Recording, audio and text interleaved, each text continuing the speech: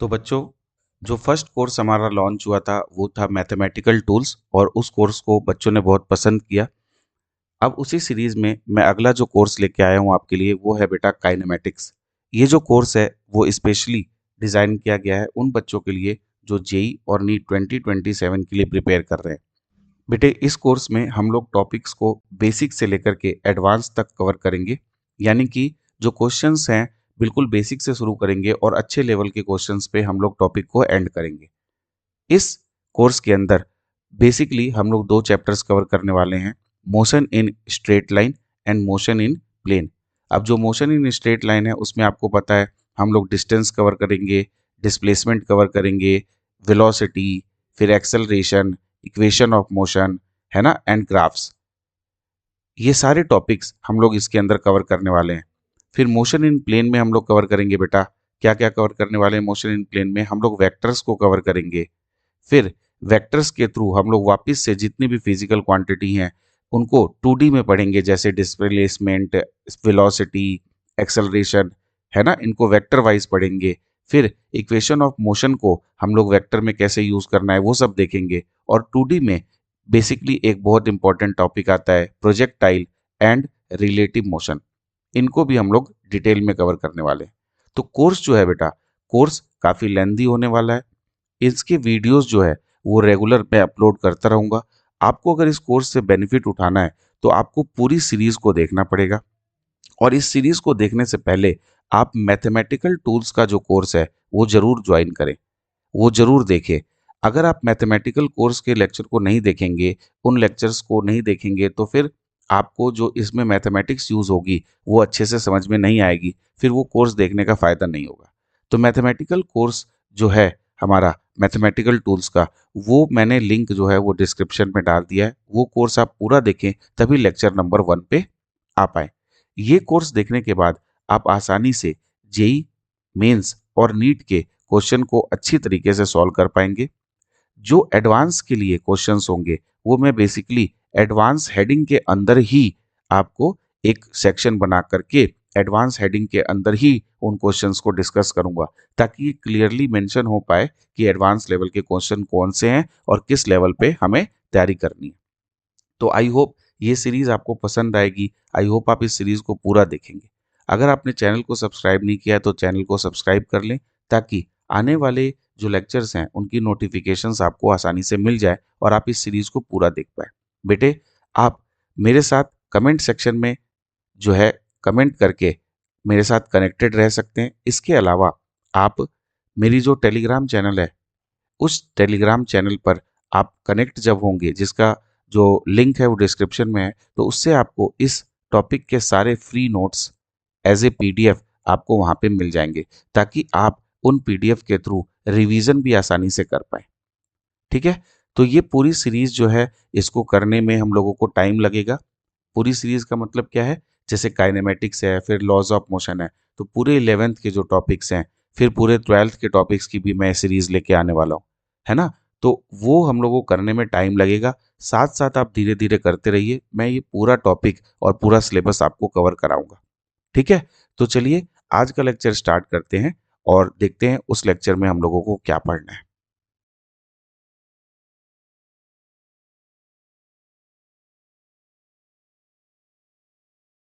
Kinematics. तो बेटे, kinematics को हम लोग कैसे डिफाइन करते हैं? Kinematics describes the position and motion of an object in space as a function of time, but does not consider the cause of the motion. तो बेटे, काइनेमेटिक्स जो है किसी पार्टिकल की पोजीशन को और उसके मोशन को as a function of time दिखाता है। फंक्शन ऑफ टाइम का मतलब क्या है? मतलब उसकी जो पोजीशन है बेटा वो टाइम पे डिपेंड करेगी। ठीक है, इसी को हम फंक्शन ऑफ टाइम बोल देते हैं। लेकिन काइनेमेटिक्स हमें ये नहीं बताता कि जो पार्टिकल का मोशन है उसका कॉज क्या है। अगर हमें पार्टिकल के मोशन के कॉज के बारे में जानना है तो वो ऑल टुगेदर हम एक नई चैप्टर या एक नए ब्रांच ऑफ फिजिक्स में सीखते हैं, जिसे हम लोग बोलते हैं डायनामिक्स। ये डायनामिक्स हम लोग बेटा अगले चैप्टर में सीखेंगे जब हम लोग लॉज ऑफ मोशन की बात करेंगे। तो लॉज ऑफ मोशन हमें बताएगा कि मोशन का कॉज क्या है। लेकिन काइनेमेटिक्स अभी हमें सिर्फ पार्टिकल के मोशन को अंडरस्टैंड करने में हेल्प करेगा। ठीक है बेटे। तो जब भी हम किसी ऑब्जेक्ट के मोशन को पढ़ते हैं तो हम उसे किस में पढ़ते हैं? काइनेमैटिक्स में। बेटे काइनेमैटिक्स में हम लोग दो चीजें पढ़ेंगे, दो तरीके के मोशन के बारे में डिस्कस करेंगे। एक तो हम पढ़ेंगे motion in straight line, motion in straight line जो आज हम शुरू करने जा रहे हैं। और सेकंड बेटा इसमें जो कंसेप्ट है वो है motion in a plane, motion in a plane. ये दोनों चैप्टर इस पूरे यूनिट में आते हैं जिसे हम लोग काइनेमैटिक्स कहते हैं। तो motion in straight line, motion in a plane, अगर दोनों से मिला लें तो आपके 4 से 5 क्वेश्चन पक्के हैं, जेई में भी और नीट में भी, है ना, जरूर आएंगे पेपर के अंदर। तो मोशन इन स्ट्रेट लाइन और मोशन इन प्लेन ये हमारा पहला यूनिट है अपनी जेई की प्रिपरेशन के लिए। ठीक है, अब हम लोग स्टार्ट करते हैं बेटा। जो पहला इसमें टॉपिक है रेस्ट एंड मोशन। किसी पार्टिकल को हम कब बोलेंगे कि वो पार्टिकल रेस्ट पे है और हम कब बोलेंगे कि पार्टिकल जो है वो मोशन में है। सो बेटा when the position of a particle with respect to a fixed point से origin does not change with time, then the particle is said to be at rest, otherwise we say it is in motion. तो बेटा suppose करो, मान लीजिए हम यहाँ पे एक एक्सिस बना लेते हैं और बेटा ये हमारा ओरिजिन है। ठीक है, अब ओरिजिन के रिस्पेक्ट में पहले बेटा पार्टिकल यहाँ पर था, मान लीजिए ये 2,0 है। तो आपका पार्टिकल यहाँ पे था जिसका कोऑर्डिनेट था 2,0। इसे हम पार्टिकल की पोजीशन बोलते हैं बेटा। क्या बोलते हैं? पार्टिकल की पोजीशन। जब टाइम जीरो था, टाइम जीरो क्या होता है? जब हम मोशन को स्टडी करना शुरू करते हैं बेटा, तो जहां से मोशन को स्टडी करना शुरू करते हैं उस टाइम को रेफरेंस टाइम यानी t इज इक्वल टू 0 मान लिया जाता है फिजिक्स में। ठीक है, बिल्कुल बेसिक से आपको करा रहा हूं। जिन लोगों ने इसके पहले बिल्कुल भी तैयारी अभी शुरू नहीं की है वो इस लेक्चर से तैयारी आसानी से शुरू कर सकते हैं और आराम से सीख सकते हैं इस चैप्टर को। ठीक है, तो t इज इक्वल टू 0 पे बेटा उसका पोजीशन 2,0 है। अब जैसे जैसे टाइम बढ़ेगा, t की वैल्यू 1 सेकेंड हो चुकी है, t की वैल्यू 2 सेकेंड हो चुकी है, t की वैल्यू 3 सेकेंड हो चुकी है, लेकिन आपके पार्टिकल की पोजीशन जो है वो चेंज नहीं हो रही है ना। पार्टिकल की पोजीशन जो है वो चेंज नहीं का मतलब क्या है कि हम बोल देंगे कि ये पार्टिकल रेस्ट में है, ये पार्टिकल क्या है? रेस्ट में है। लेकिन बेटा अगर सोचो यही पार्टिकल, इसी पार्टिकल के बारे में सोचो, अगर यही particle t is equal to 0 पे जो पार्टिकल 2,0 पे था, अगर यही t is equal to 1 second पे 3,0 पे आ जाता, फिर t is equal to 2 second पे 4,0 पे आ जाता, 3 इज इक्वल टू 3 सेकेंड पे 5,0 पे आ जाता, तब हम बोलते बेटा कि ये जो पार्टिकल है ये मूव कर रहा है। ये क्या कर रहा है? मूव कर रहा है, और ये पार्टिकल जो है ये मोशन में है। तो आई होप आपको समझ में आया कि रेस्ट और मोशन क्या होता है। जब भी किसी पार्टिकल की पोजीशन टाइम के साथ एक फिक्स्ड पॉइंट के रिस्पेक्ट में चेंज होती रहती है तब वो मोशन करता है, अगर चेंज नहीं होती है तो वो रेस्ट पे रहता है। जैसे बेटे सपोज करो कि अगर हम लोग कहीं पे किसी जगह पे, हम मान लीजिए किसी पार्क में बैठे हैं, है ना, किसी पार्क में, और हम एक बेंच पे बैठे हुए हैं, है ना, हम एक बेंच पे बैठे हैं और हम अपने बगल वाले एक ट्री को देख रहे हैं, हम अपने बगल वाले एक ट्री को देख रहे हैं। तो ये जो हमारा ट्री है बेटा, इसकी पोजीशन क्या हमारे रिस्पेक्ट में चेंज हो रही है? नहीं चेंज हो रही है। इसीलिए हम बोलते हैं कि जो ट्री है वो एट रेस्ट पे है। क्यों? क्योंकि ट्री की जो पोजीशन है हमारे रिस्पेक्ट में वो चेंज नहीं हो रही है। Is that okay? ठीक है, तो यहां तक मेरे ख्याल में आपको समझ में आ गया। आगे बढ़े। अब देखिए बेटा, जब भी कोई पार्टिकल मोशन करने लगता है, when the particle is in motion, तब वो पार्टिकल दो फिजिकल क्वांटिटीज के साथ डील करता है। पहली फिजिकल क्वांटिटी है बेटा डिस्टेंस। वो पार्टिकल क्या करता है? डिस्टेंस कवर करता है। अब डिस्टेंस क्या होती है समझिए। सपोज करो बेटा हमारे पास कोई पार्टिकल था जो इस ए पॉइंट पे था, और इस ए पॉइंट से अब ये जो पार्टिकल है बेटा, देखिए मैं आपको इसको चला के दिखाता हूं। ये पार्टिकल ए पॉइंट से बी पॉइंट पे चला गया इस पाथ का यूज करके, इस पाथ का यूज करके। ये आर ए क्या है? आर ए आपको बता रहा है position of the particle initially with respect to origin.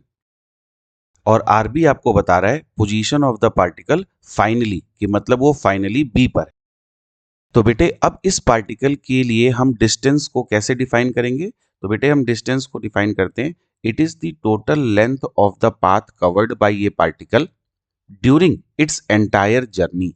जब पार्टिकल किसी इनिशियल पॉइंट से फाइनल पॉइंट पे चला जाता है, तो जो पाथ वो लेता है उस पाथ की टोटल लेंथ ही क्या कहलाती है बेटा? डिस्टेंस कहलाती है। क्या कहलाती है? डिस्टेंस कहलाती है। जैसे सपोज करो कि कोई पार्टिकल तो था बेटा, वो इस पॉइंट ए से स्टार्ट करता है और ये इस ए से स्टार्ट करके और इस पॉइंट बी पे पहुंचता है। उसने ये पाथ चूज किया, इस पाथ को हम P1 बोल रहे हैं, और ये P1 पाथ जो है बेटा वो 100 मीटर लेंथ का है। जब दूसरी बार इसने ए से बी ट्रेवल किया तो उसने इस पाथ P2 को यूज किया और इस पाथ P2 की जो लेंथ है वो 50 मीटर है। जब तीसरी बार वो गया तो वो और घूम करके गया और उसने इस पाथ P3 को यूज किया और इसकी लेंथ जो है वो 150 मीटर है। तो बेटे यहां से हमें क्या सीखने को मिल रहा है कि अगर पार्टिकल पाथ को चेंज करेगा, यानी अगर वो पाथ 1 चूज करेगा, तब तो वो जो डिस्टेंस कवर करेगा वो कितनी करने वाला है बेटा? वो 100 मीटर डिस्टेंस कवर करने वाला है। लेकिन अगर वही पाथ 2 चूज करेगा तो वो 50 मीटर डिस्टेंस कवर करेगा। अगर वही पाथ 3 चूज करेगा तो वो 150 मीटर डिस्टेंस कवर करेगा। इसका मतलब डिस्टेंस जो है वो पाथ पे डिपेंड करता है। तो हम लिख सकते हैं distance depends on path. Distance depends on path. प्यारे बच्चों, डिस्टेंस की सबसे पहली प्रॉपर्टी तो यही हो गई कि डिस्टेंस जो है वो पाथ पे डिपेंड करता है बेटे। ठीक है। दूसरी चीज हमें ये याद रखनी है बेटा, डिस्टेंस के पास कोई डायरेक्शन नहीं होती है। So distance is a scalar quantity. Distance is scalar quantity. ठीक है, it is a scalar quantity. तो बेटे डिस्टेंस जो है वो एक स्केलर क्वांटिटी है, हैविंग नो डायरेक्शन, क्योंकि उसके पास कोई डायरेक्शन नहीं है बेटा। ठीक है। और क्या सोच सकते हैं बेटे डिस्टेंस के बारे में? डिस्टेंस जो है बेटा, distance can not be negative. Distance can't be negative. Distance कभी नेगेटिव नहीं हो सकता बेटा। डिस्टेंस कभी डिक्रीज भी नहीं हो सकता। Distance can't be decreased. Distance को कभी घटाया नहीं जा सकता है बेटे। कैसे? सोच के देखिए बेटे, मैं यहां पे एक एग्जांपल के थ्रू बताता हूं। मान लो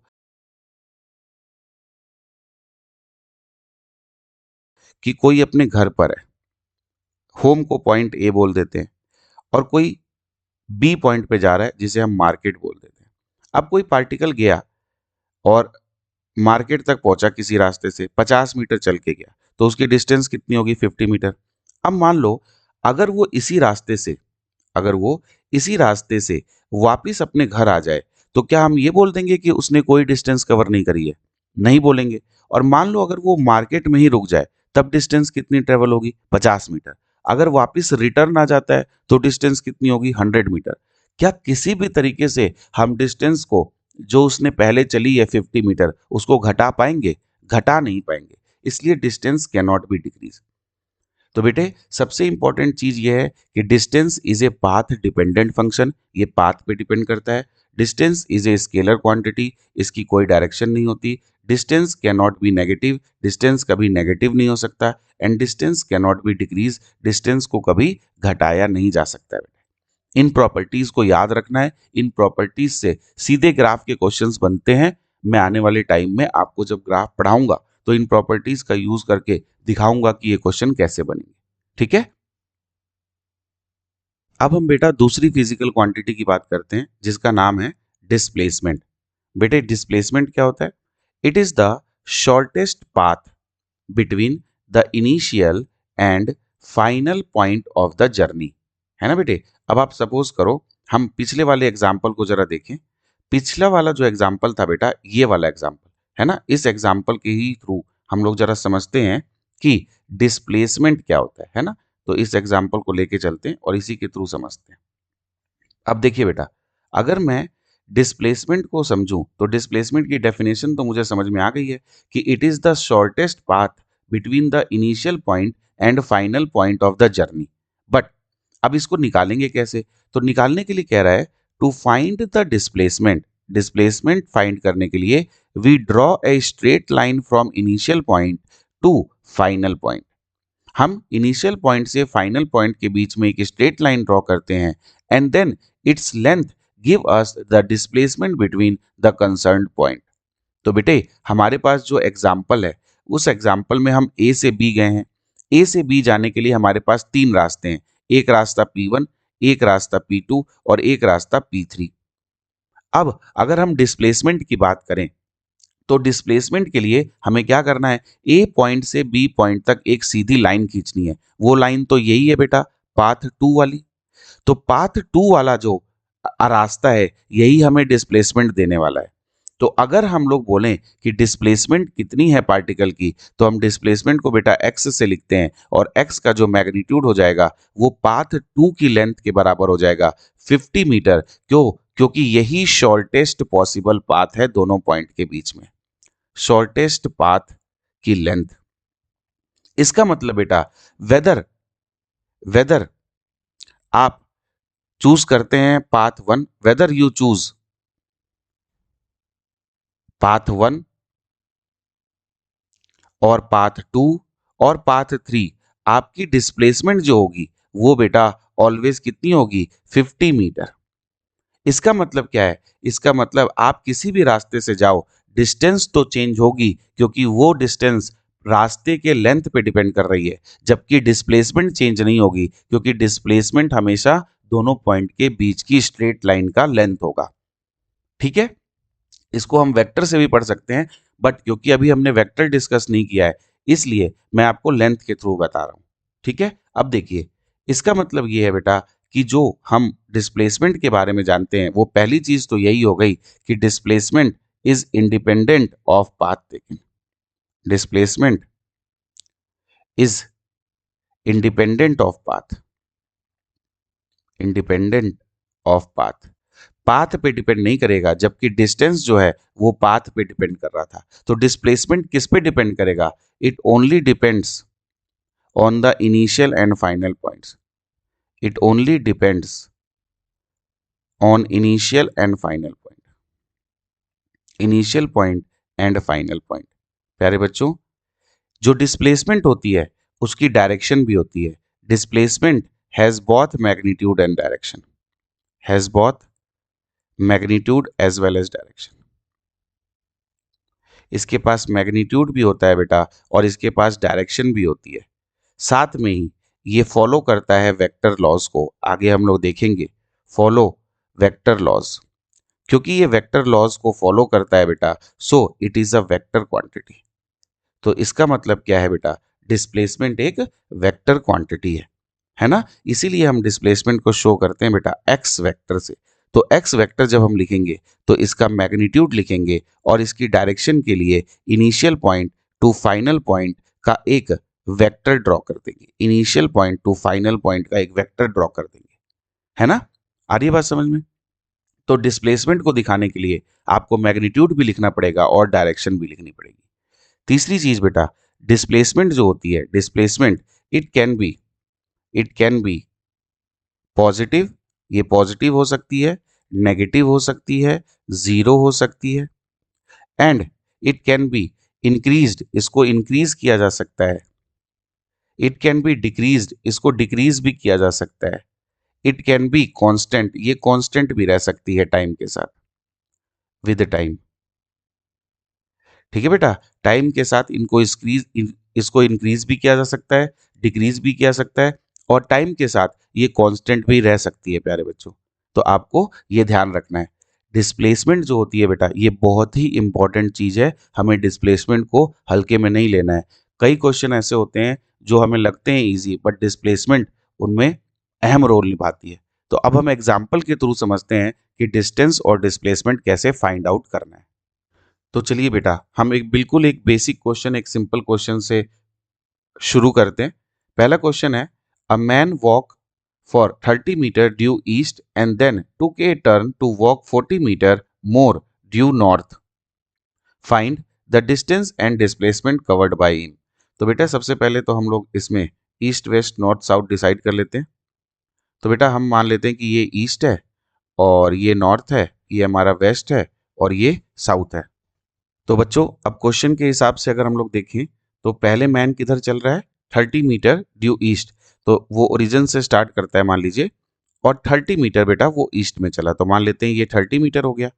इसके बाद वो एक टर्न लेता है और 40 मीटर नॉर्थ में चलता है, तो 40 मीटर नॉर्थ में इधर चलेगा, ये 40 मीटर हो गया।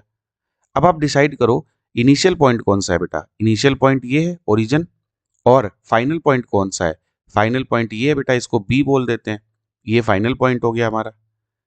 तो बेटे डिस्टेंस, डिस्टेंस आपको सिखाई गई है, distance is the length of the path covered. तो अब लेंथ जो है वो कितनी कवर हो रही है, 30 मीटर ईस्ट में कवर हो रही है और 40 मीटर नॉर्थ की तरफ कवर हो रही है, तो टोटल 70 मीटर कवर हो रही है।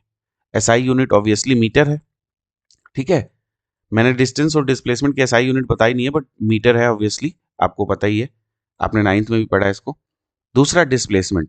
अब बेटा अगर हमें डिस्प्लेसमेंट चाहिए तो डिस्प्लेसमेंट के लिए मैंने आपको बताया कि डिस्प्लेसमेंट जो है उसका मैग्नीट्यूड हमें निकालने के लिए हम क्या करते हैं, इनिशियल से फाइनल एक वेक्टर ड्रॉ करते हैं। तो इनिशियल से फाइनल एक स्ट्रेट लाइन ड्रॉ कर लीजिए। जैसे ही आप स्ट्रेट लाइन ड्रॉ करेंगे आपको क्लियरली दिखाई देगा कि एक राइट एंगल ट्राइंगल बन रहा है। तो अगर ये 30 मीटर है बेटा, अगर ये 40 मीटर है, तो ये कितना बन जाएगा, 50 मीटर। कैसे, हम लोगों ने पाइथागोरस लगा ली। अगर आपको पाइथागोरस नहीं आती है तो आप एक बार कमेंट सेक्शन में कमेंट करें, मैं वहीं पे आपको बता दूंगा पाइथागोरस कैसे लगती है। जिन बच्चों को पाइथागोरस आती है वो भी कमेंट में बता सकते हैं कि पाइथागोरस ये होती है। तो पाइथागोरस से हमें पता चला बेटा कि ये हमारा 50 मीटर आ जाएगा। तो हमारी डिस्प्लेसमेंट जो आ गई बेटे वो आ गई 50 मीटर, है ना। लेकिन अब कहानी है डिस्प्लेसमेंट की डायरेक्शन पता करने की। तो बेटा जब भी हम लोग किसी वेक्टर क्वांटिटी की डायरेक्शन देते हैं उसके लिए हमें सिंपली एक काम करना होता है कि हमारी जो एक्स डायरेक्शन है, हॉरिजॉन्टल डायरेक्शन है, या जैसे कि यहाँ पे ईस्ट डायरेक्शन है, किसी भी एक पर्टिकुलर डायरेक्शन के साथ आप एक थीटा मेंटेन करा दो और इसका टेन थीटा निकाल लो। तो टेन थीटा कितना होता है बेटा, परपेंडिकुलर बाई बेस 40/30, तो ये आ जाएगा 4/3। अब टेन थीटा की वैल्यू 4/3 कब होती है बेटा, 53 डिग्री पे।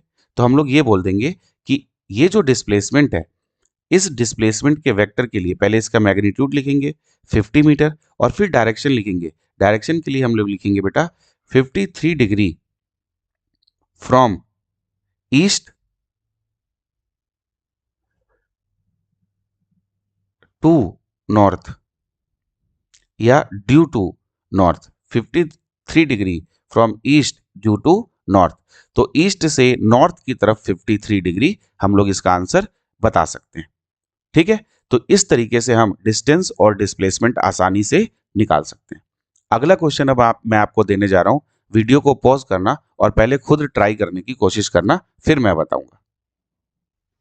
बेटा ये है आपका क्वेश्चन नंबर 2, आपको ट्राई करना है खुद, तो एक बार ट्राई करिए वीडियो को पॉज करके, नहीं तो मैं तो बताने जा रहा हूं। तो बेटा इस क्वेश्चन के अंदर क्वेश्चन कह रहा है a person is running on a circular track of radius 7 metre, find the distance and displacement covered by the person in 2.5 revolution. बढ़िया क्वेश्चन है, तो हम लोग पहले इसको पिक्चराइज करते हैं। तो देखिए बेटा ये हमारे पास एक 7 मीटर का सर्कल आ गया, एक सर्कुलर पाथ आ गया। पार्टिकल किसी एक पॉइंट से स्टार्ट करेगा, मान लीजिए यहां से स्टार्ट करता है ए पॉइंट से। तो बेटा जब ये 2.5 रेवोल्यूशन करेगा तो देखो एक रेवोल्यूशन में तो यहां से यहीं वापस आ जाएगा ए पे, फिर दूसरा रेवोल्यूशन करेगा तो फिर वापस यहीं आ जाएगा। लेकिन जब आधा रेवोल्यूशन करेगा तो वो यहां से चल के यहां पे पहुंचेगा। इसका मतलब बेटा 2.5 रेवोल्यूशन से ये हमें बताना चाहते हैं कि पार्टिकल जो है वो फाइनली डायमेट्रिकली अपोजिट पॉइंट पे पहुंचेगा, डायमेट्रिकली अपोजिट पॉइंट पे पहुंचेगा। यही तो बताना चाहते हैं, यही हमें सोचना था इस क्वेश्चन के अंदर। तो बेटा जब वो डायमेट्रिकली अपोजिट पॉइंट पे पहुंचेगा तो उसकी डायमेट्रिकली अपोजिट पॉइंट ये होगा बी, ठीक है बेटा। अगर ये डायमेट्रिकली अपोजिट पॉइंट है तो सोचिए जरा डिस्टेंस के बारे में। डिस्टेंस होता है length of the path covered. बेटा अगर आप सर्कल पे रिवॉल्व कर रहे हैं या सर्कल पे घूम रहे हैं तो आप सर्कल पे एक रेवोल्यूशन में कितना घूमते हैं बेटा, 2πr। सब बच्चों को पता है ये। 2πr को अगर मैं 2.5 से मल्टीप्लाई कर दूं तो 2.5 रेवोल्यूशन में मुझे डिस्टेंस पता चल जाएगी। अब देखिए 2 पाई आर हमारा 7 है और 2.5 को मैं 25/10 लिख सकता हूँ। 7 से 7 गया, 2 5 जा 10 एंड 5 5 जा 25, 22 पंजे 110, 110 मीटर हो गया। कैलकुलेशन फिर से देख लीजिएगा। डिस्प्लेसमेंट का अगर मैग्नीट्यूड देखें बेटा, तो डिस्प्लेसमेंट का मैग्नीट्यूड क्या होगा? डिस्प्लेसमेंट का मैग्नीट्यूड बेटा डायमीटर के बराबर है, क्योंकि ये सेंटर से पास होती हुई लाइन है, तो डायमीटर के बराबर। डायमीटर होता है 2 इंटू आर, आर हमें दिया हुआ है, तो डायमीटर आराम से लिख दूं 14 मीटर। आप सब लोग होशियार हैं, इतना तो आराम से करेंगे। अब इसकी डायरेक्शन क्या लिखेंगे? डायरेक्शन हम सीधे लिख लेंगे कि ए से बी की डायरेक्शन में हमारा डिस्प्लेसमेंट हुआ है। बेटे हमेशा याद रखिए, जब भी आप डिस्प्लेसमेंट लिख रहे हैं, वेक्टर के टर्म में लिख रहे हैं, तो मैग्नीट्यूड और डायरेक्शन दोनों देनी पड़ेगी। चलते हैं अब एग्जाम्पल नंबर 3 पे। एग्जाम्पल नंबर 3 और भी अच्छा है बेटा। एग्जाम्पल नंबर 3 तो मैं दिल से चाहता हूं कि आप लोग खुद करें। An athlete goes from point A to point B on the given circular path of radius r. Find the distance and displacement covered by him. प्यारे बच्चों, एक पार्टिकल है जो इस सर्कल में A से B जा रहा है ना? अब A से B तो नीचे से भी जा सकता है, ऊपर से भी, तो बेसिकली इस क्वेश्चन में ऊपर से ही पूछा गया है। तो कह रहा है find the distance and displacement covered by him. तो अब देखो डिस्टेंस जो है बेटा, वो कैसे निकालेंगे? डिस्टेंस तो उसकी एक आर्क के बराबर है, और आर्क लेंथ कितनी है? A B. आपको पता है आर्क लेंथ किसके बराबर होती है बेटा? आर्क लेंथ होती है radius multiply B multiply by theta. तो आर्क किसके बराबर हो जाएगा बेटा? आर्क तो बराबर हो जाएगा आर इंटू थीटा के बराबर, आर इंटू थीटा के बराबर। ठीक है, ये तो हमारी डिस्टेंस हो गई, ये हो गई हमारी डिस्टेंस। लेकिन अगर हमें डिस्प्लेसमेंट चाहिए बेटा, तो डिस्प्लेसमेंट किसके बराबर होगी? ए से बी का हमें एक वेक्टर ड्रॉ करना पड़ेगा, जैसा हमने सीखा स्ट्रेट लाइन। तो जब हम ए से बी का वेक्टर ड्रॉ करेंगे बेटा, तो अगर ध्यान से आप देखो, तो ये हमारे पास ए से बी का, मैं फिर से कहानी यहां नीचे बना रहा हूं। थोड़ा सा वीडियो पॉज करके एक बार प्लीज सोचो इसके बारे में कि क्या आप सोच पा रहे हो इसके बारे में। तो बेटा अगर मैं ए से बी के बारे में बात करूं, तो मैं सी से यहां परपेंडिकुलर डाल रहा हूं। जैसे ही सी से यहां परपेंडिकुलर डालूंगा, ये वाला एंगल हो जाएगा बेटा θ/2।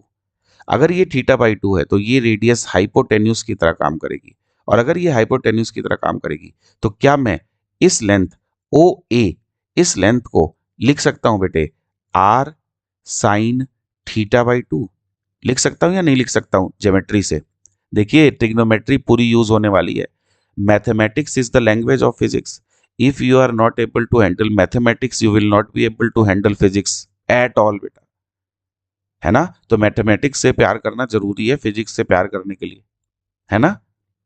तो देखिए बेटा, अगर ओ ए आर साइन θ/2 है, तो ओ बी भी आर साइन θ/2 होगा। तो बेसिकली ए बी की जो लेंथ आ जाएगी डिस्प्लेसमेंट के लिए, वो आ जाएगी 2r sine θ/2, 2r sine θ/2। It's a very very good question, और ये बहुत सारे टेस्ट सीरीज में आपको मिलेगा ये क्वेश्चन, और चकमा दे देता है। कई लोगों को ये चीज नहीं समझ में आती है, नहीं पता होती है। तो आपने देखा, मैंने 3 क्वेश्चन आपको बताए, और तीनों में लेवल को धीरे धीरे इंक्रीज करते गया हूं। तो ये हमारे पास डिस्प्लेसमेंट और डिस्टेंस के 3 क्वेश्चंस हमने कर लिए। तो प्यारे बच्चों, ये था हमारा फर्स्ट लेक्चर, जिसमें हमने डिस्टेंस और डिस्प्लेसमेंट को अच्छे से कवर किया। आई होप आपको ये लेक्चर पसंद आया होगा।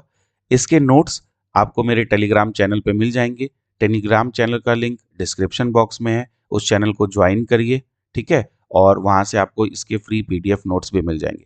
इस सीरीज में बने रहिए। अगला लेक्चर जो मैं आपको लेके आ रहा हूँ, वो लेके आ रहा हूँ स्पीड के लिए। स्पीड के बारे में हम थॉरली उस लेक्चर में डिस्कस करेंगे। इंस्टेंटेनियस स्पीड क्या होती है, एवरेज स्पीड क्या होती है, और एवरेज स्पीड के कौन कौन से केसेस पॉसिबल हैं, कैसे उनसे क्वेश्चन बनते हैं, वो सारा हम लोग नेक्स्ट लेक्चर में डिस्कस करने वाले हैं। वो लेक्चर आपसे छूटे नहीं, इसलिए चैनल को सब्सक्राइब करना जरूरी है। अपने सीरियस फ्रेंड्स के साथ भी आप चैनल का लिंक और वीडियो का लिंक शेयर कर सकते हैं। आइए 2027 की जर्नी साथ में करते हैं, और अपने कंसेप्ट को इतना स्ट्रांग बनाते हैं कि हम फर्स्ट अटेम्प्ट में ही अपना एग्जाम क्रैक कर लें। Have a great day.